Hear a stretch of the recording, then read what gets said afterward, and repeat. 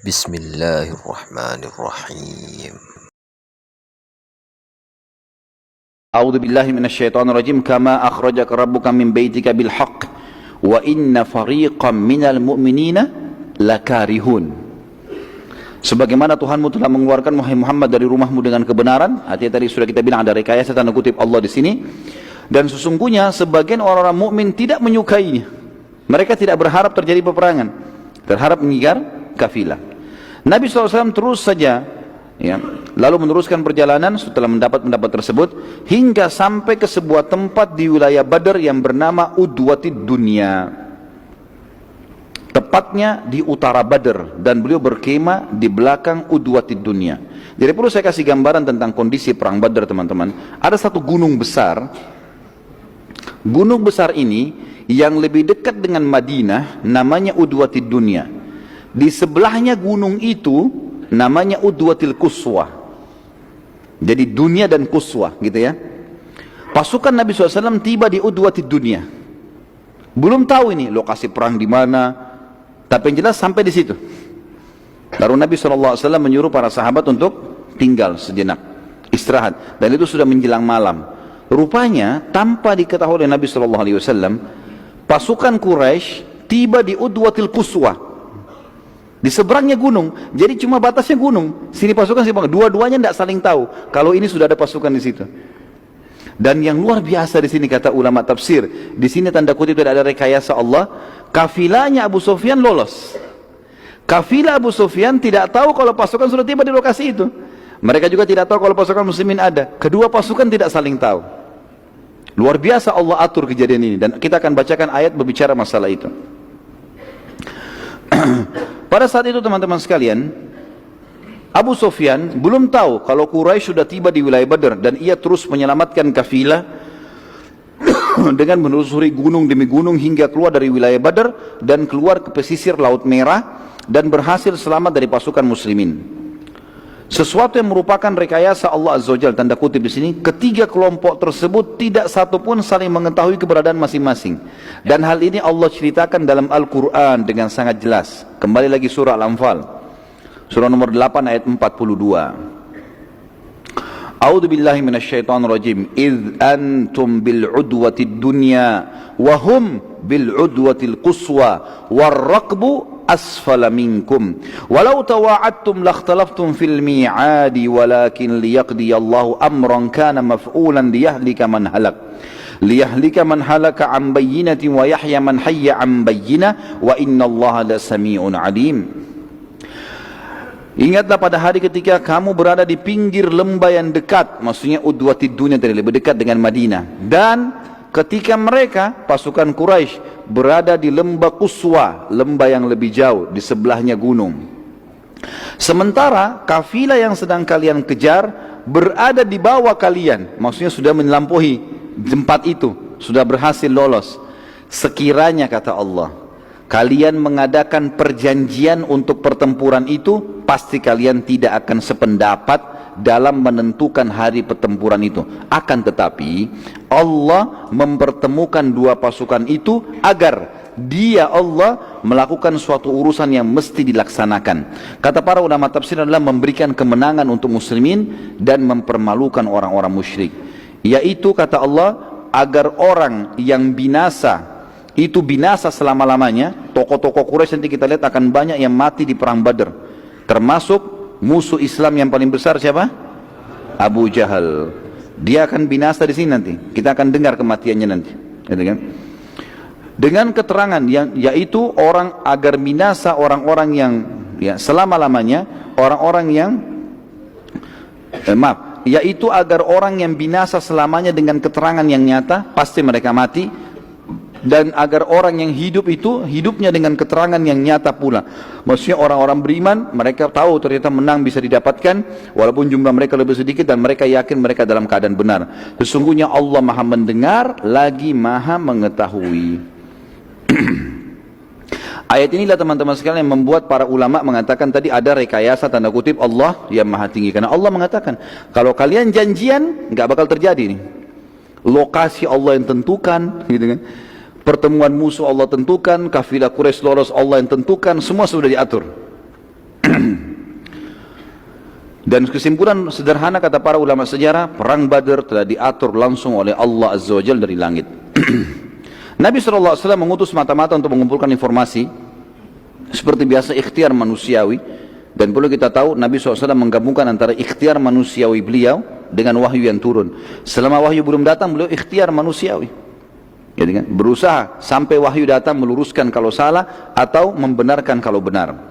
Nabi SAW mengutus beberapa mata-mata untuk mengumpulkan informasi. Saat itu terdapat 2 anak muda dari pasukan Quraisy yang sedang mencari air. Lalu mereka lewat dari Udwatil Quswa, mutar dari gunung. Mereka tidak tahu kalau ada pasukan muslimin. Lewat tengah-tengah pasukan muslimin. Mereka tidak tahu juga kalau ini pasukan. Pikirannya kemah. Orang lagi nginap malam-malam gitu. Lewat ditahan oleh pasukan muslimin. Ternyata pakai baju perang. Bahasanya bahasa orang Quraisy. Maka oleh pasukan muslimin ditangkap, ditawan. Lalu kemudian para sahabat ini dimukuli. Kalian dari mana? Kalian orang kafilah Quraisy atau dari pasukan Quraisy? Mereka bilang kami dari pasukan Quraisy. Sahabat gebukin lagi. Enggak mungkin, kok pasti kalian dari kafilah. Karena sahabat berharap ini kafilah saja yang ditemuin, bukan pasukan. Terus saja digebukin. Sampai mereka kena kesakitan bilang, iya kami kafilah Quraisy. Begitu riwayatnya. Ini semua karena kejiwaan, waktu itu masih belum pernah menghadapi peperangan. Dan mereka berat ini 300 orang lawan 1000 gitu kan. Nabi SAW pada saat selesai sholat subuh, karena ini sudah ditawan ya, langsung beliau bersabda mengatakan, Subhanallah, Maha Suci Allah, saat mereka jujur pada kalian, kalian pukuli gitu kan. Dan pada saat mereka bohong malah kalian lepaskan. Sekarang mereka bohong bilang kami dari kafilah. Ini 2 orang yang dari pasukan Quraisy gitu.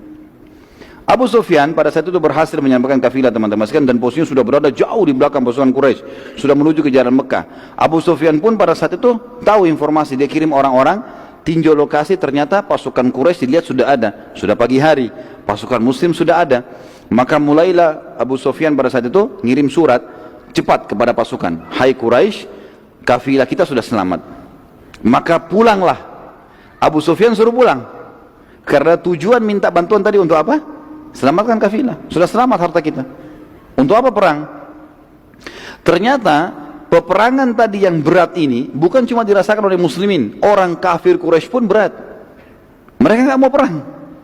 Mereka tidak mau perang gitu kan. Karena kontak fisik langsung dengan muslimin belum pernah mereka hadapi. Dan mereka khawatir itu. Mereka tahu ada konsep jihad, mereka berharap mati syahid, mereka tahu masalah itu.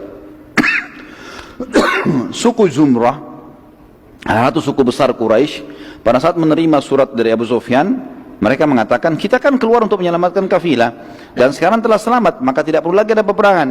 Akhirnya mereka semua kembali dan tidak seorang pun dari mereka yang ikut berperang, sempat pulang. Gitu kan? Tapi di sini saya tidak temukan teman-teman jumlah mereka berapa. Dari 1000 pasukan Quraisy, berapa jumlah mereka sebelumnya tidak tahu, tapi yang jelas mereka pulang dan akhirnya tidak ikut berperang. Suku Hashim, suku Nabi SAW, tapi ada di antara mereka yang kafir kan? Mereka juga mengatakan, bila kafilah sudah selamat untuk apa kita berperang? Dan kalau kita perangi Muhammad, kita perangi suku kita sendiri.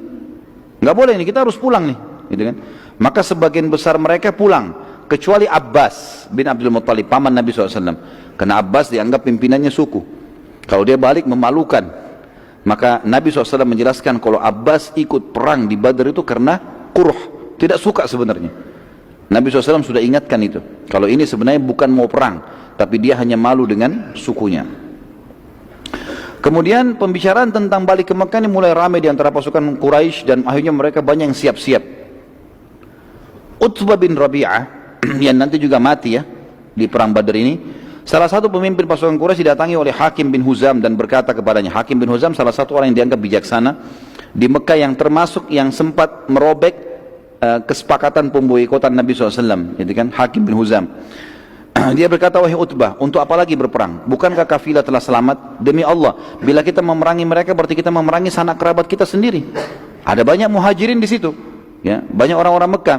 Dan saat kita balik ke Mekah, maka pasti setiap individu di antara kita akan membenci satu sama yang lain, karena ia melihat kerabat orang yang telah membunuh ayahnya atau sanak kerabatnya. Kalau kita perang nih, kita bunuh misalnya, bunuh Abu Bakar, bunuh Umar, ini pasti ada kerabatnya di Mekah yang tahu nanti ini yang bunuh saudara saya. Nanti sulit itu nanti. Ketika peperangan sedang berkecamuk teman-teman sekalian, Abu al-Bukhturi dengan salah satu temannya sempat dilihat oleh beberapa sahabat, dan salah satu dari sahabat yang bernama Mujadzir radhiyallahu anhu.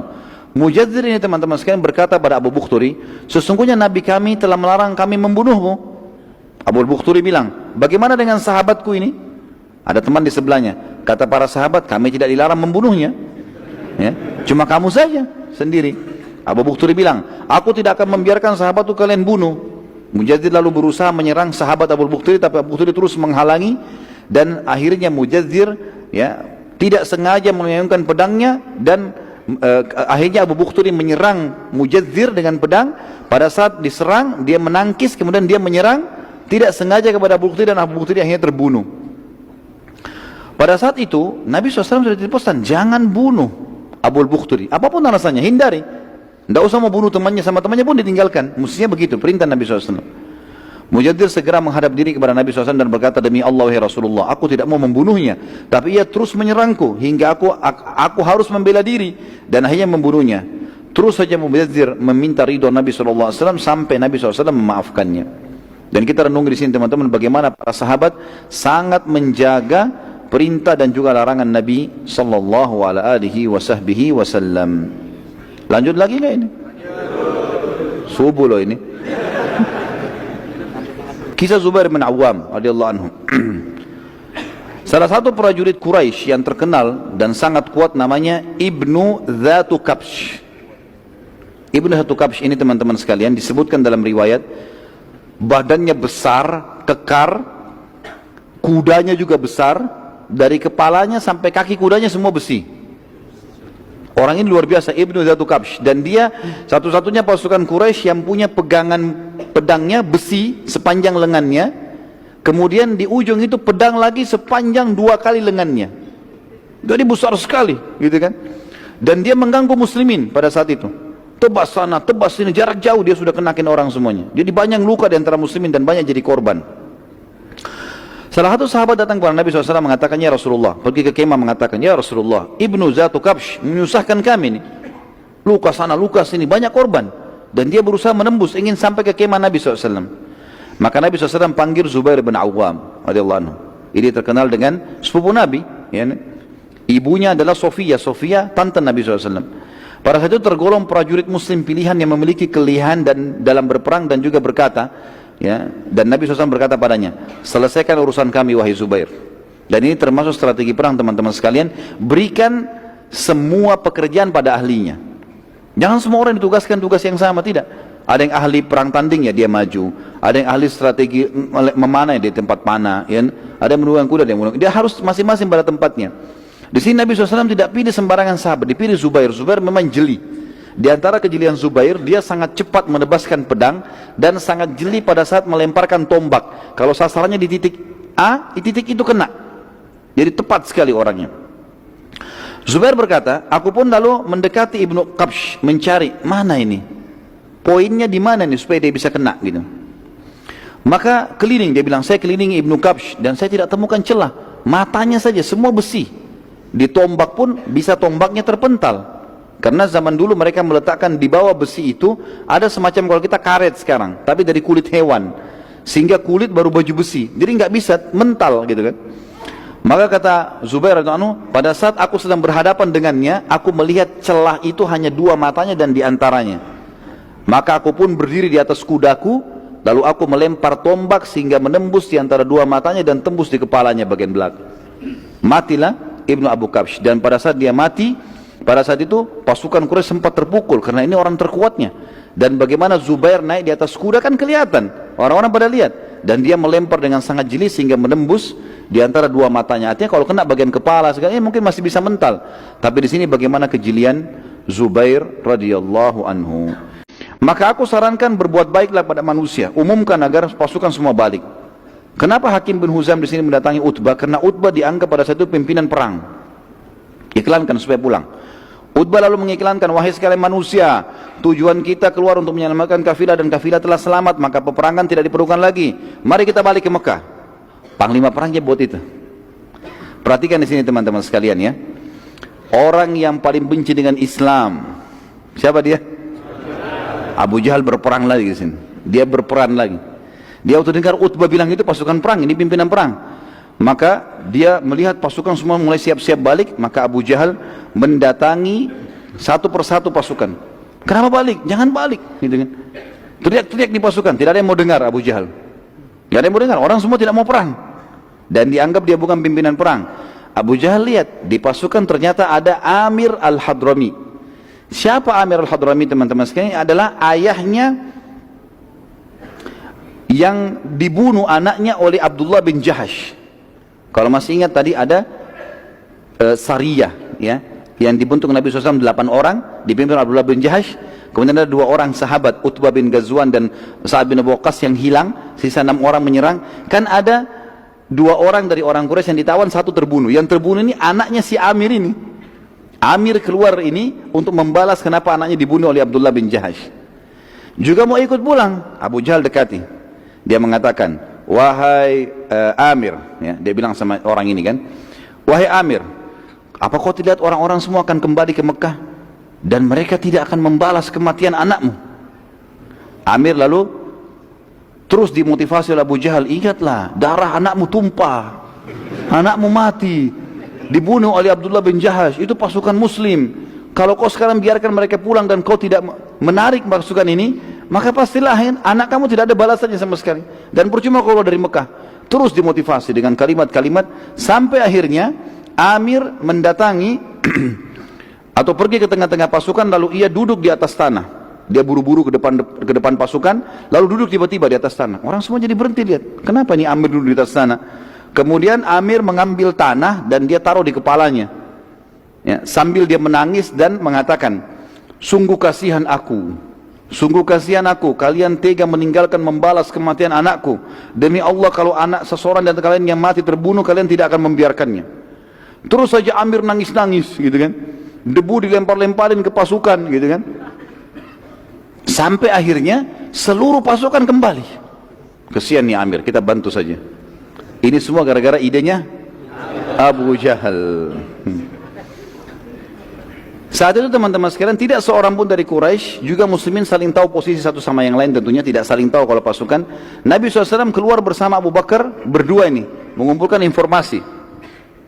Jadi 2 orang pun yang ditawan oleh muslimin, itu orang Quraisy tidak tahu, karena jumlah mereka besar, nggak tahu kalau 2 orang yang kena. 2 orang ini tadinya yang ditawan oleh muslimin malam hari itu, mereka cuma tidak izin, mereka cuma keluar mau cari sumur, ketangkaplah. Jadi orang Quraisy pun tidak tahu kalau mereka ketangkap, ya. Maka Nabi SAW keesokan harinya, pagi hari itu, di waktu duha, beliau pun keliling, nyari-nyari informasi. Maka keduanya, Nabi SAW dan Abu Bakar menemukan seorang wanita tua, dan Nabi SAW bertanya padanya, apakah engkau punya informasi apa yang terjadi di sekitar tempat ini? Perhatikan sini dalam strategi perang teman-teman sekalian, tidak pernah menanyakan masalah hal yang rinci. Tadi kita lihat juga kasus waktu pertama sekali Abu Sufyan mau menyelamatkan kafilah, bagaimana dia mengecek kotoran tadi unta itu, dan dia tidak bertanya apa-apa. Dia cuma bilang ada orang lewat sini, oh ada 2 orang. Dia tidak tanya siapa mereka, karena enggak, langsung ke sana, langsung cek, oh ternyata betul, kirim surat langsung. Seperti itu. Juga 2 orang sahabat tadi begitu dengar dari 2 perempuan ini, nanti kalau kafilah lewat, saya akan transaksi dengannya. Maka langsung pulang ke Madinah melapor. Begitu luar biasa mereka memata-matai dan sudah paham kalau ini adalah informasi yang dibutuhkan. Perempuan tua ini tahu kalau di sebelah ada pasukan Quraisy. Mereka lihat, perempuan ini tahu, dia tinggal di lokasi itu. Dia tahu kafilah Abu Sufyan sudah lewat.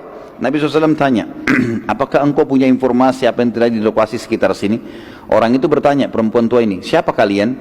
Kata Nabi SAW, bila engkau menyampaikan pada kami informasimu, maka kami pun akan menyampaikan kami dari mana. Orang itu bilang, aku telah disampaikan bahwa pasukan Quraisy sudah keluar dari hari ini dan hari itu, dan sudah melewati wilayah ini dan wilayah itu. Bila itu benar, maka pastilah pasukan Quraisy sudah berada di belakang bukit ini. Perempuan itu bilang, gitu kan? Dan aku juga sudah mendapatkan berita kalau Muhammad keluar dari Madinah. Dia tidak tahu ini kalau Nabi SAW ini. Pada hari ini dan hari itu, dan sudah melewati lembah itu. Kalau memang benar, berarti mereka semuanya sudah ada di sini. Ditunjuk udwat di dunia, lagi ada di situ, gitu kan? Maka Nabi SAW lalu bertanya, bagaimana dengan kafilah Abu Sufyan? Orang itu mengatakan, aku tidak tahu. Ini bagian dari kecerdasan Abu Sufyan tentunya juga di sini, kata para ulama sejarah. Bukan memuji orang kafir, nanti dia masuk Islam. Tapi bagaimana Abu Sufyan itu sampai tidak ada satu orang pun tahu tentang kafilahnya. Sebagian ahli sejarah mengatakan Abu Sufyan menaikkan unta-untanya di atas bukit-bukit. Nggak biasa untuk naik atas bukit, tapi dinaikkan di bukit, melewatin bukit-bukit. Jadi sananya akhirnya tidak ketahuan. Orang-orang di sekitar tempat itu pun tidak tahu. Orang itu lalu bertanya, kalian dari mana? Kata Nabi SAW, kami dari air. Orang-orang Arab teman-teman sekalian, seringkali kalau mau memperkenalkan dirinya, dan suku-suku Arab itu hidup di satu lokasi kalau ada mata air di situ, dan mereka beri nama. Misal mata air apa, mata air apa. Jadi orang taunya, kamu dari mana? Kami dari mata air ini. Jadi mereka sudah tahu seperti itulah. Maka itu perempuan yang tanya, dari mana kalian? Tanya Nabi SAW. Kata Nabi SAW, dari air. Perempuan itu tanya, dari air apa? Kata Nabi SAW, air. Selesai, ditinggal. Jadi yang dimaksud oleh Nabi SAW adalah, bisa kata ahli sejarah, air, mata air Madinah tapi tidak disebutkan, atau yang dimaksud adalah kami dari sperma. Dari air, kata para ulama. Nabi SAW mengatakan kami dari air manusia. Selesai. Dan tidak perlu menjawab lengkap gitu kan. Kalau dijawab, perempuan ini akan memberitahukan Quraisy nanti. Setelah itu Nabi SAW sudah tahu ternyata di belakang bukit ini saja sudah ada pasukan Quraisy. Khabbab bin Munzir radhiyallahu anhu mendatangi Nabi SAW dan bertanya, wahai Rasulullah, apakah pemilihan anda? Jadi waktu itu Nabi SAW akhirnya memasang tenda-tenda, ya, mengatur kemah-kemah para sahabat, dan ternyata berada di tengah-tengah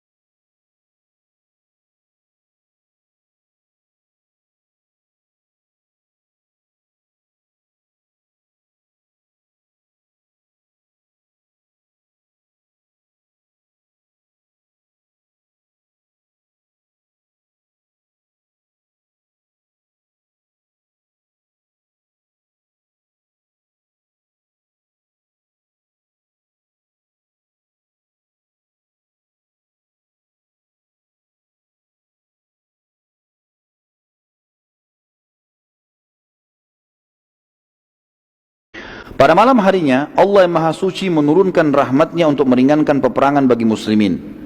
Allah yang Maha Suci menurunkan pasukan bantuan dari malaikat dan menurunkan hujan pada saat itu agar tanah yang ditempati kaum mukminin jadi basah.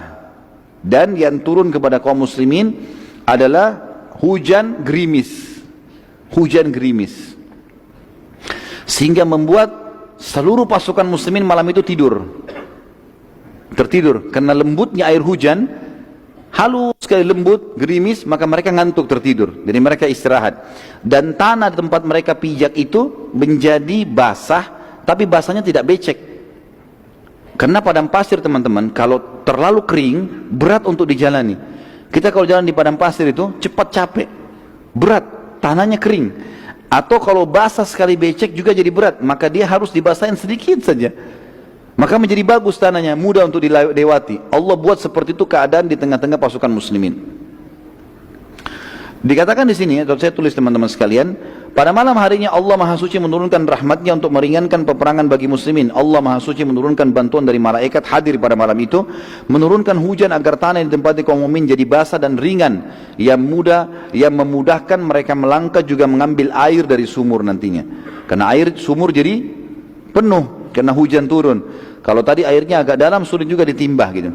Sementara di lokasi kaum musyrikin turun hujan yang sangat lebat di sebelah gunung ini.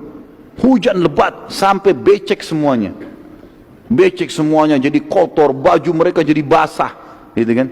Sehingga jadi berat badannya, berat tanahnya, gitu kan. Unta-unta mereka juga jadi berat, bahan-bahan yang mereka bawa semuanya jadi basah. Hujan lebat, gitu. Sehingga lokasi tanah mereka becek dan membuat langkah-langkah mereka berat, serta mereka jadi letih pada malam itu karena tidak bisa tidur, gitu kan. Juga membuat mukminin dengan hujan gerimis tadi menjadi mengantuk, dan mengantuk ini ternyata adalah cara yang paling tepat menghilangkan rasa takut. Orang kalau takut kemudian dia ngantuk, takutnya hilang, tidur akhirnya gitu. Ya ternyata dengan ngantuk takutnya hilang gitu. Jadi kalau teman-teman ngantuk, kalau takut ngantuk saja. Dikatakan pada saat itu beberapa orang sahabat yang bertugas pada malam itu, mereka mengatakan sampai-sampai saking ngantuknya pedang di tanganku jatuh sampai 7 kali. Dia berjaga malam, jadi ngantuk, jatuh pedang, bangun lagi, begitu terus sampai 7 kali, gitu kan. Allah Subhanahu Wa Taala menceritakan kejadian tersebut dalam surah Al-Anfal. Ini saya tadi katakan Al-Anfal menceritakan tentang perang Badr ini. Surah nomor 8 ayat 9 sampai ayat 14. A'udzu billahi minasyaitonir rajim. Dibuka Al-Qur'annya ya. إذ تستغيثون ربكم فاستجاب لكم أني ممدكم بألف من الملائكة. نعم. إذ تستغيثون ربكم فاستجاب لكم أني ممدكم بألف من الملائكة مردفين وما جعله الله إلا بشرى ولتطمئن به قلوبكم وما النصر إلا من عند الله إن الله عزيز حكيم إذ يغشيكم النعاس أمنة منه وينزل عليكم من السماء ماء ليطهركم به ويذهب عنكم رجز الشيطان وليربط على قلوبكم ويثبت به الأقدام إذ يوحي ربك إلى الملائكة أني معكم فثبتوا الذين آمنوا سألقي في قلوب الذين كفروا الرعب فاضربوا فوق الأعناق واضربوا منهم كل بنان ذلك بأنهم شاقوا الله ورسوله ومن يشاكك الله ورسوله فإن الله شديد العقاب ذلكم فذوقوه وأن للكافرين عذاب النار. Ayat 9-nya, ingatlah ketika kamu memohon pertolongan kepada Tuhanmu, atau kalian memohon pertolongan kepada Tuhan, minta kemenangan, lalu diperkenankan untuk kalian, atau di sini bisa dikatakan dikenankan untuk wahai Muhammad SAW, sesungguhnya aku akan mendatangkan bala bantuan kepada kamu semua dengan 1000 malaikat yang datang berturut-turut. Ayat 10-nya, dan Allah tidak menjadikan bala bantuan itu melainkan sebagai kabar gembira dan agar hatimu menjadi tentram karenanya, dan kemenangan itu hanya dari sisi Allah, sesungguhnya Allah maha perkasa lagi maha bijaksana. Ayat 11, ingatlah ketika Allah menjadikan kalian semua mengantuk sebagai suatu penentraman darinya. Jadi hujan gerimis turun, ngantuk, jadi hatinya jadi tentram, hilang rasa takutnya. Dan Allah menurunkan kepada kalian hujan dari langit untuk mensucikan kalian dengan hujan itu, dan menghilangkan dari kalian gangguan-gangguan syaitan, dan untuk menguatkan hati kalian dan memperteguhkan dengannya, dengan hujan, telapak kaki kalian. Jadi tanahnya jadi basah tadi, kakinya bisa lebih mudah untuk menyerang musuh nantinya. Kemudian ayat 12 ya, ingatlah ketika Tuhanmu mewahyukan kepada para malaikat, sesungguhnya aku bersama kalian, maka teguhkanlah pendirian orang-orang yang beriman. Kelak aku akan jatuhkan rasa ketakutan di dalam hati orang-orang kafir, maka penggallah kepala-kepala mereka dan potonglah tiap-tiap ujung jari tangan mereka.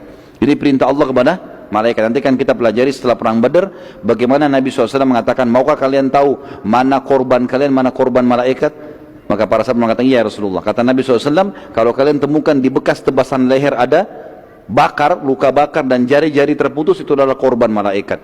Karena Allah menyuruh itu, menyuruh malaikat penggal leher-leher mereka dan potong jari-jari mereka. Ayat 12 Al-Anfal. Ayat 13-nya, ketentuan demikian itu adalah karena sungguhnya mereka menentang Allah dan Rasulnya, dan barang siapa yang menentang Allah dan Rasulnya maka sungguhnya Allah amat keras siksaannya. Ayat 14, itulah hukum untuk mereka di dunia, dan maka rasakanlah hukuman itu bagi orang kafir. Sungguhnya bagi orang-orang kafir itu masih ada azab di akhirat nanti. Sa'ad bin Mu'adz radhiyallahu anhu, sahabat Nabi yang mulia yang kita sudah tahu masyhur, pimpinan tadi Aus, berkata pada Nabi SAW, wahai Rasulullah, sungguh anda sudah lebih tahu apa yang akan terjadi, peperangan, apa yang akan terjadi. Dan di Madinah terdapat saudara-saudara kami yang bukan tidak ikut dan mendukung anda karena takut, tapi mereka tidak tahu kalau terjadi peperangan. Niscaya kalau mereka tahu, mereka tidak akan meninggalkan anda sama sekali. Bila anda setuju ya Rasulullah, kami akan jadikan buat anda kemah di belakang pasukan, dan kami siapkan pula buat anda tunggangan khusus unta yang terbaik kami. Bila kami menang, maka itulah harapan kami semua. Tapi bila kami kalah, anda masih bisa menyelamatkan diri ke Madinah dengan menunggangi unta tersebut dan bertahan di Madinah, sehingga Islam tidak hilang. Karena kalau anda juga ikut mati, maka habis Islam ini. Artinya di sini ikhtiarnya Sa'ad radhiyallahu anhu sebagai manusia. Maka Nabi SAW berkata, sungguh pendapat yang baik. Lalu orang-orang Ansar membuat kemah khusus buat Nabi SAW untuk berteduh, dan Nabi SAW dari situ memantau peperangan. Nabi SAW lalu membagi bendera-bendera peperangan. Keesokan paginya ada bendera dipegang oleh Ali bin Abi Thalib, ada bendera dipegang oleh Mu'adz bin Umair, ada yang juga yang lain-lain dipegang oleh beberapa orang-orang Ansar. Saat tiba pasukan Quraisy, mereka sempat bingung karena tidak ada air. Ya. Waktu mereka rupanya tiba di situ, mereka minum, mereka berpikir nanti di setiap lokasi bisa mampir untuk ambil air. Cari air, nggak ada air. Pasukan kehabisan air. Hujan ada di mana tapi becek, jatuh ke tanah, nggak ada yang bisa diambil. Sumur adalah di belakang pasukan muslimin. Lalu pada saat mereka siap-siap mau perang, kondisinya lemah karena semalam tidak tidur, badan mereka basah, logistik mereka basah, air mereka kehabisan, gitu kan. Jadi banyak hal yang Allah SWT sudah persiapkan di situ. Lalu mereka begitu pula muslimin sudah siap-siap perang. Saat melihat keadaan sudah akan terjadi peperangan, Nabi SAW mengangkat tangan beliau dalam kemah berdoa kepada Allah, dan beliau terus berdoa agar meminta kepada Allah diberikan kemenangan. Dan Abu Bakar waktu itu bersama dengan Nabi SAW di kemah mengawal beliau. Nabi SAW lalu menutup wajah beliau SAW dengan jubahnya dan berdoa, ya Allah, bila engkau membiarkan kekuatan ini muslimin musnah, maka tidak ada lagi yang tersedia di muka bumi orang yang akan menyembahmu. Lalu Nabi SAW terus berdoa sambil menangis. Lalu Abu Bakar merasa iba dengan Nabi SAW, mengatakannya, Rasulullah, bukankah anda sudah menjanjikan kemenangan? Bukankah anda adalah Rasulullah? Untuk apa kasihani diri anda? Ringankan doa anda. Sungguh Allah tidak akan menyusahkan anda. Maka Nabi SAW pun mengatakan, wahai Abu Bakar, sungguh doa itu adalah sebuah perintah. Kerjakan. Walaupun Allah sudah janji, kita ucapkan. Karena saya tidak ingin sahabat-sahabat saya jadi korban. Baik. Waktu masih ada ya? Hah? Sampai jam berapa nih? Saya lihat waktu Jakarta loh ini, jam 8 sekarang. Baik, ada beberapa kejadian luar biasa di Badar teman-teman sekalian. Beberapa kejadian besar di Badar. Sebelum terjadi peperangan kita bicarain, sebelum terjadi peperangan. Yang pertama, kisah sahabat yang mencium perut Nabi SAW. Saya tulis judulnya begitu. Pada saat selesai berdoa, sholat dan doa, Nabi SAW keluar dan mengatur saf sahabat. Nabi SAW tidak membagi-bagi pasukan, tapi menyatukan mereka dalam satu tempat. Nabi nggak bagi-bagi sisi kanan, sisi kiri, tengah, belakang, enggak. Pasukan sedikit, 313 orang. Bahkan yang ikut cuma 312, Abu Bakar mendampingi Nabi SAW. Pasukan disatukan di satu tempat. Terdapat sebuah kejadian kecil. Waktu Nabi SAW sedang mengatur saf dengan tongkat beliau, ada seorang dari Ansar yang kebetulan sangat gemuk. Sampai waktu berdiri tubuhnya keluar dari saf. Maka Nabi SAW memerintahkan dia, mundurlah agar lebih rapi safnya gitu kan, sambil menekan ujung tongkat beliau ke perutnya sahabat itu. Mundur kamu gitu ya. Lalu waktu itu tiba-tiba sahabat tadi berkata, ya Rasulullah, anda telah menyakitiku, maka aku ingin menuntut kisos. Minta kisos dari Nabi. Anda tusuk saya juga tusuk ya Rasulullah. Gitulah mintanya. Ini medan perang dan ini sahabat. Sahabat yang lain semua dengar, langsung menghardik. Ada apa dengan kau? Ini Rasulullah. Orang ini tetap saya berkata, ya Rasulullah, aku harus minta kisos. Maka Nabi SAW mengatakan, baiklah. Nabi itu berikan perut, kasih tongkat, ini perut saya. Kata dia, ya Rasulullah, tadi waktu anda sentuhkan, baju saya sempat terbuka sedikit. Maka kena dengan tongkat anda kulit saya juga mau begitu ya Rasulullah. Maka yang terjadi, Nabi SAW bukain sedikit baju. Waktu terbuka ternyata orang ini datang langsung memeluk perut Nabi SAW lalu menciumnya. Gitu kan? Lalu kemudian Nabi SAW menanyakan, kenapa kau lakukan itu? Dia bilang, ya Rasulullah, sekarang musuh depan mata.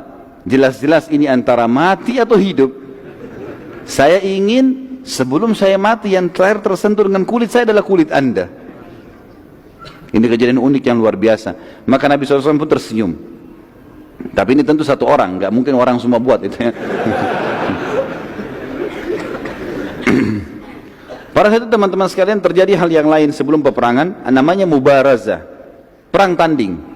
Orang-orang Arab dulu punya tradisi, sebelum perang yang besar, mereka perang tanding, keluar jagoannya sana, jagoannya sini, saling duel gitu kan. Itu untuk memotivasi pasukan, siapa yang kuat nih. Peperangan diawali dengan mubarazah atau perang tanding secara individu, dan awal yang keluar dari pasukan Quraisy adalah Aswad bin Abi Aswad. Ini orang yang pertama keluar dari Quraisy, Aswad bin Abi Aswad. Ini gampang dihafal namanya, hitam anaknya hitam gitu ya. Ia maju depan pasukan muslimin dan bersumpah kalau ia tidak akan kembali ke pasukannya sampai ia meminum dari sumur muslimin. Kan air lagi habis. Demi Allah saya pasti akan memenangi kalian, saya akan minum dari sumur kalian. Seperti itulah. Saat itu dari pasukan muslimin keluar Hamzah bin Abdul Muttalib, paman Nabi SAW, terkenal orang sangat luar biasa, ahli perang. Lalu terjadi duel yang sangat sengit hingga akhirnya Hamzah berhasil menebas salah satu kaki Aswad dan mengucurkan darah yang sangat banyak. Saat Aswad sudah nggak berdaya lagi, ia terus berusaha merangkak sampai ke sumur muslimin. Dia merangkak, darahnya terus menetes. Hamzah ikuti dari belakang. Pasukan Quraisy melihat dia mau menjalankan sumpahnya, datang sampai minum dari situ. Dia berusaha mau minum terus mati, nggak sempat minum gitu kan, terbunuh dia akhirnya. Dan ini termasuk Aswad adalah korban pertama di perang Badar. Artinya orang pertama yang didaftar masuk neraka di perang Badar. Lalu keluar 3 orang sekaligus dari Quraisy. Utbah bin Rabi'ah, yang pertama ini tokoh Quraisy. Al-Walid bin Utbah, anaknya Utbah. Jadi Utbah keluar, anaknya juga keluar. Utbah bin Rabi'ah keluar. Al-Walid bin Utbah, anaknya dia keluar. Dengan Syaibah bin Rabi'ah, saudaranya Utbah. Jadi ini adik kakak dengan anaknya, keluar 3 orang menantang muslimin. Siapa yang mau tanding? Pada saat itu keluar dari muslimin 3 orang dari Ansar. Yang uniknya yang keluar ini 2 orang anak muda, 15 sama 16 tahun. Muadz bin Afra dan Auf bin Afra. Ini punya kisah yang unik, nanti kita belajar di perang Badar. Luar biasa 2 orang ini. Keluar dan didampingi oleh sahabat Nabi yang mulia yang mati syahid di perang Mu'tah, Abdullah bin Rawaha radhiyallahu anhu ajma'in. Utbah berkata pada mereka, jadi waktu itu kan kalau orang perang teman-teman, matanya saja yang kelihatan, biasanya orang tutup semua kan, maka Utbah, Syaibah ini tidak tertutup semua, tidak kelihatan. Tapi sahabat-sahabat Nabi ini 3 orang ini terbuka mukanya, tapi mereka nggak kenal, ini bukan orang Mekah nih. Ditanya, siapa kalian ini? Maka masing-masing menyebutkan nama-namanya dan nasabnya. Kata Utbah, sungguh kalian dari turunan terhormat, kami pernah dengar ini dari orang Madinah, tapi kami ingin berhadapan dengan anak-anak suku kami sendiri dari Quraisy. Lalu Utbah berkata, wahai Muhammad, ya, Utbah ini orang kafir mengatakan, wahai Muhammad, kami ingin berhadapan dengan anak-anak kaum kami sendiri, keluarkanlah yang sepadan dengan kami dari sisi jalur nasab dan punya keterampilan perang. Sombong mereka mengatakan itu.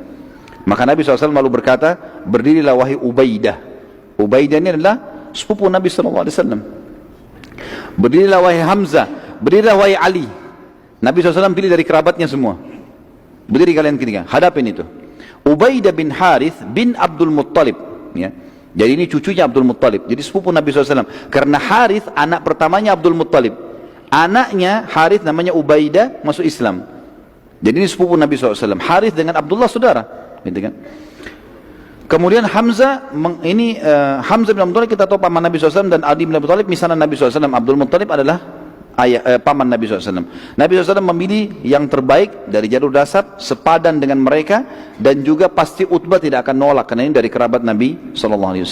Utbah lalu berkata, siapa kalian? Maka ketiga sahabat tersebut memperkenalkan diri masing-masing. Kebetulan ketiga sahabat ini memang dipilih Nabi SAW selain dari orang Quraisy, juga mereka pakai baju perang. Ali bin Abi Thalib, Hamzah dan Ubaidah ini pakai baju perang dan tinggal matanya yang kelihatan. Jadi Utbah nggak kenal nih. Siapa kalian? Tiga-tiganya perkenalkan diri. Lalu pada saat itu tiga-tiganya atau Utbah mengatakan, kalian pantas menghadapan dengan kami.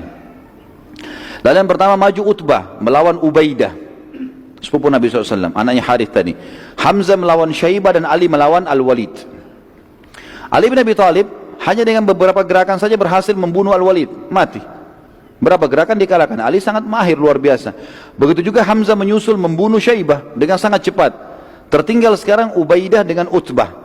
Utbah memang kuat, Ubaidah masih muda. Dia adalah duel satu sama yang lain hingga keduanya jatuh, sempat terjatuh, gitu kan? Saling mukul, kemudian jatuh dua-duanya. Tapi dua-duanya belum mati, ya. Dan sempat pada saat itu Utbah terkena sabetan pedang Ubaidah pada saat jatuh, dan Ubaidah sempat menangkis, terpukul saja di perisainya, tapi si Utbah kena pedang dan akhirnya berdarah, jatuh, kakinya luka. Maka Hamzah dan Ali mendekati Utbah lalu membunuhnya, dan mereka berdua memikul Ubadah ke pasukan muslimin. Dan selang beberapa waktu pada saat itu, karena ada pukulan Utbah yang keras walaupun tertangkis di perisai, rupanya terpukul ke dadanya Ubaidah, dan Ubaidah pun mati syahid, dan dia termasuk orang yang mati syahid di dalam perang Badar yang pertama. Quraisy melihat hal tersebut tidak mau lagi tanding. Tiga-tiga tokohnya mati semua dengan sekejap. Mereka terpukul dengan itu. Lalu mereka siap-siap untuk menyerang. Melihat kejadian tersebut, Nabi SAW lalu memerintahkan suatu perintah yang pada saat itu sangat aneh bagi mereka dan unik dalam strategi perang. Nabi SAW memerintahkan pada saat itu agar seluruh pasukan muslimin duduk ke tanah. Unta-unta kuda yang ada tadi, 68 ekor unta dan 2 ekor kuda, disingkirkan semua ke belakang. Jadi cuma pasukan manusia saja, dan mereka suruh duduk. Ini orang-orang Quraisy bingung, tidak pernah lihat seperti ini. Mereka biasanya, teman-teman sekalian, cara orang Arab dulu kalau berperang, mereka menyerang nih, menyerang. Yang musuh itu punya kewajiban bertahan, tangkis serangan itu. Habis itu mereka kembali, mereka lagi yang bertahan, ini lagi yang menyerang. Cuma begitu cara perangnya, cara dulu begitu. Maka mereka bingung, ini strategi apa nih? Kenapa kok dulu di bawah gitu? Bagaimana cara diserangnya? Dan Quraisy pada saat itu sempat bingung, dan ini apa, ini strategi apa? Nabi SAW bersabda, biarkan mereka menyerang lebih dulu, bila kalian didekati maka lawanlah mereka. Bila kalian diserang dengan anak panah maka berlindunglah di belakang perisai-perisai kalian. Begitu saja, ya. Dan baju-baju besi kalian. Quraisy lalu tiba-tiba menyerang dengan berjalan perlahan mendekati pasukan muslimin dan memperbanyak serangan dengan anak panah. Tapi pada saat itu muslimin berusaha menahan, ya, anak-anak panah mereka kena perisai-perisai sampai mereka sudah dekat. Waktu mereka sudah mau tebasin pedangnya, maka pasukan muslimin baru menyerang. Dan ternyata dengan cara seperti ini, itu ada dua manfaat kata para ulama sejarah. Yang pertama, muslimin dengan duduk rasa takutnya kurang, beda dengan kalau berdiri. Mereka duduk, gitu kan. Kemudian yang kedua, mereka pada saat menangkis serangan-serangan musuh itu akan memberikan motivasi ke mereka, ternyata kita tidak terbunuh nih. Dan dari sekian banyak 300 orang pasukan yang kena pada saat itu mati cuma 1 orang, sementara pasukan Quraisy banyak yang terbunuh. Yang terbunuh adalah Ubaidah. Ini adalah salah satu budak Umar bin Khattab yang terkena panahnya Quraisy. Ada kisah yang lain, teman-teman, kisah Harithah bin Suraqah radhiyallahu anhu. Ada sebuah anak panah yang tidak jelas dari mana arahnya di pasukan muslimin, karena pada saat Quraisy lempar panah, ada juga di antara muslimin dari belakang lempar panah. Ada satu orang namanya Harithah bin Suraqah, ini kena panah dan tidak jelas orang ini mati di kena panahnya orang Islam atau panahnya orang Quraisy. Dan ini perlu teman-teman kita ketahui. Saya jelaskan saja karena ini terjadi pada saat itu. Setelah perang Badar, ibunya Harithah datang kepada Nabi SAW lalu mengatakan, ya Rasulullah, dalam hadis Bukhari, Anda sudah tahu bagaimana Harithah punya kedudukan di sisi saya. Saya dengar informasi dia terbunuh di Badar waktu Nabi sudah pulang dari Badar, sudah menang. Maka beritahukan kepada saya, di mana Harithah? Mati syahid kah, masuk surga, atau dia sekarang tidak jelas kena panahnya muslim, mungkin dia masuk neraka. Kata Nabi SAW, wahai ibunya Harithah, sungguh kau telah kehilangan informasi. Anakmu Harithah mati syahid dan sekarang dia berada di surga Firdaus yang tertinggi. Kisah yang lain, kisah Umair bin Hammam radhiyallahu anhu bin Hubab, ya. Saat pasukan Quraisy mulai menyerang, Nabi SAW memerintahkan sahabat. Jadi waktu sudah menyerang, mereka diserang oleh muslimin, mereka mundur. Atur lagi strategi mau menyerang muslimin. Waktu mau menyerang yang kedua kali, Nabi SAW kembali mau mengatur pasukan. Jadi begitu zaman dulu mereka masih bisa mengatur strategi perang, diatur perang. Lalu Nabi SAW memerintahkan sahabat untuk menyerang pada saat itu terlebih dahulu. Maka para sahabat berusaha menyerang pada saat itu. Dan Nabi SAW kembali ke kemah untuk sholat dan berdoa untuk menang kaum muslimin. Dan beliau bersabda pada saat itu ya, waktu pasukan sudah mau disuruh menyerang, kata beliau, sekarang kalian yang serang lebih dulu. Jangan tunggu lagi dengan duduk, ini serangan yang kedua. Tapi ingatlah, ada pesan penting, ada wahyu datang. Dalam hadis Bukhari Muslim kata Nabi SAW, demi Allah, tidak seorang pun dari kalian terbunuh di sini dalam peperangan ini. Sekarang kalian nyerang nih, terbunuh, kecuali pasti masuk surga yang luasnya seluas langit dan bumi. Salah satu sahabat Nabi yang bernama Umair bin Hammam radhiyallahu anhu berkata, lagi pegang kurma berapa butir, dia mengatakan, bakhin ya Rasulullah, indah sekali nih ya Rasulullah, indah sekali, ulangi ya Rasulullah. Kata Nabi SAW, demi Allah, wahai Umair, disebut namanya dia, tidak seorang pun dari kalian terbunuh dalam peperangan ini kecuali ia pasti masuk surga yang luasnya seluas langit dan bumi. Umair bilang lagi, bakhin ya Rasulullah, indah sekali ini. Orang Arab bisa mengatakan kalau ini tuh bakhin gitu kan. Maka Nabi SAW mengatakan, kenapa engkau katakan itu? Kata Umair, ya Rasulullah, aku hanya tinggal menghadapi orang-orang ini, Quraisy, dan aku terbunuh ditusuk oleh mereka, lalu masuk surga seluas langit dan bumi. Kata Nabi SAW, iya. Kata Umair, itulah sebabnya saya mengatakan bakhin ya Rasulullah. Maka Nabi SAW mengatakan, siap-siap, takbir, seranglah. Begitu Nabi SAW takbir, sahabat takbir, serang. Umair ini pegang ada kurma 2 butir di tangannya. Pasukan lagi menyerang. Dia bilang di dalam riwayat Bukhari, demi Allah, bila aku harus menunggu menghabiskan kurma ini masih lama. Innalah hayatun tawila. Dilempar butiran tersebut, lalu dia masuk menyerang sampai dia terbunuh mati syahid. Kemudian ada kisah yang lain teman-teman sekalian. Waktu itu terjadi peperangan kecamuk, turunnya malaikat. Nabi SAW lalu kembali ke kemah dan peperangan pun berkecamuk. Sementara Nabi SAW berdoa, tiba-tiba saja beliau ngantuk, berat dan tertidur. Sekejap. Itu sekejap, ya. Abu Bakar melihat Nabi SAW lagi peperangan kecamuk ini. Nabi tadinya serius melihat. Dan pada saat itu tiba-tiba beliau terkaget. Baru beberapa detik kalau kita sekarang terbangun. Lalu beliau tersenyum. Dan Abu Bakar pun bertanya, wahai Rasulullah, kenapa anda tersenyum? Kata Nabi SAW, bergembiralah wahai Abu Bakar. Abu Bakar berkata, apa berita gembira itu ya Rasulullah? Abu Bakar bertanya, apa berita gembira itu ya Rasulullah? Kata Nabi SAW, ini Jibril telah datang dengan menunggangi kuda putih dan bersamanya 1000 malaikat. Quraisy jumlahnya 1000 kurang. Ya, sekarang malaikat datang, kalau malaikat saja lawan sudah cukup, gitu kan? Belum pernah teman-teman sekalian, kata ahli sejarah, malaikat terlibat dalam peperangan kecuali perang Badar. Ini pendapat yang paling kuat. Peperangan yang lainnya Allah SWT tidak turunkan lagi bantuan malaikat, tapi mereka hadir menyaksikan, iya. Tapi ikut berperang tidak pernah kecuali di Badar. Nabi SAW lalu keluar dari kemahnya, kemudian beliau menggenggam tanah dan melempar tanah tersebut ke arah Quraisy sambil beliau bersabda, sungguh terhina wajah-wajah kalian. Beberapa sahabat yang pada saat itu di perang Badar masih dalam keadaan kafir berkata, demi Allah, waktu Nabi SAW melempar tanah itu kami menyaksikannya. Dari pasukan kafir kami menyaksikan. Mereka masih kafir, nanti masuk Islam.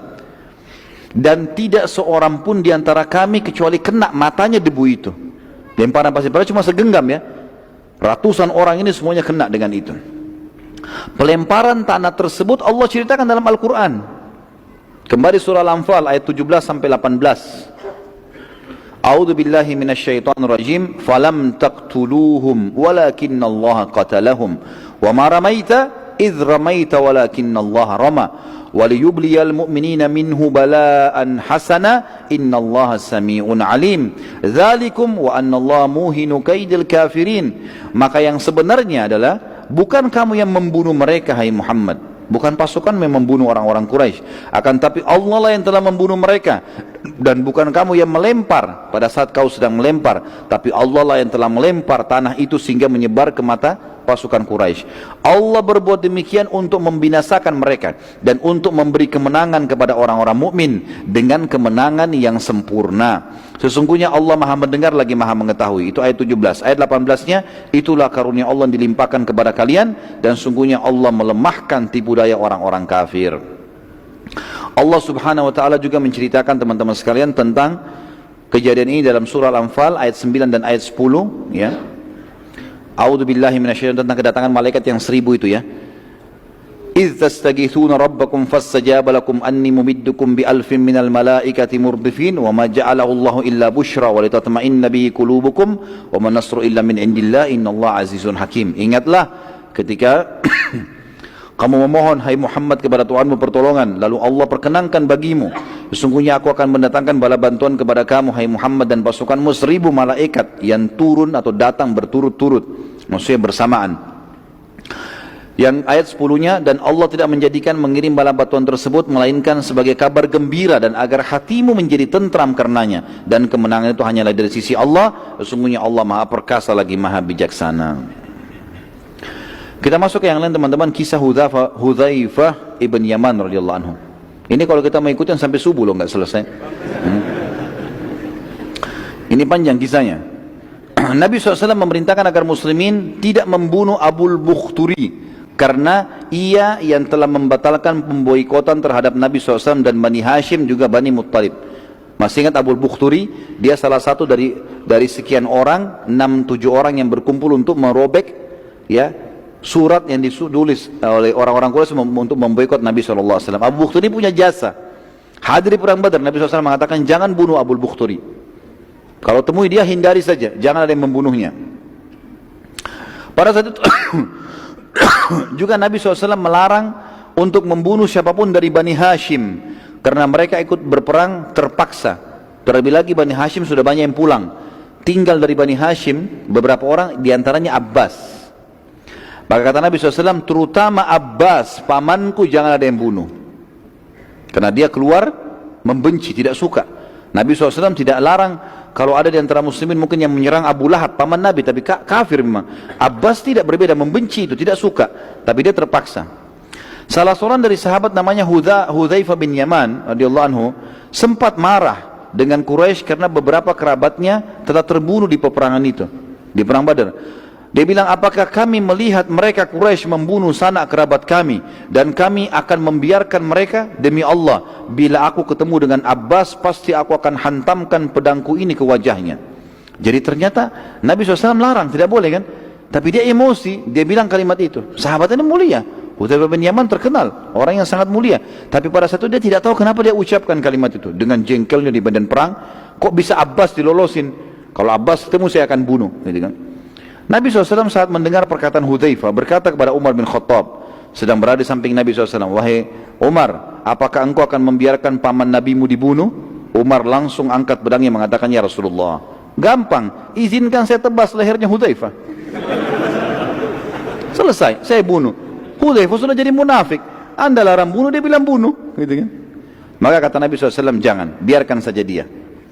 Hudzaifah berkata setelah selesai peperangan, sungguh aku tidak tahu kenapa aku mengucapkan kalimat tersebut dan masih saja kalimat tersebut membebaniku selama aku hidup dan tidak akan terbayar kecuali aku mati syahid. Akhirnya Hudzaifah bin Yaman terbunuh mati syahid di Yamamah ketika melawan Musailamah al-Kadzdzab.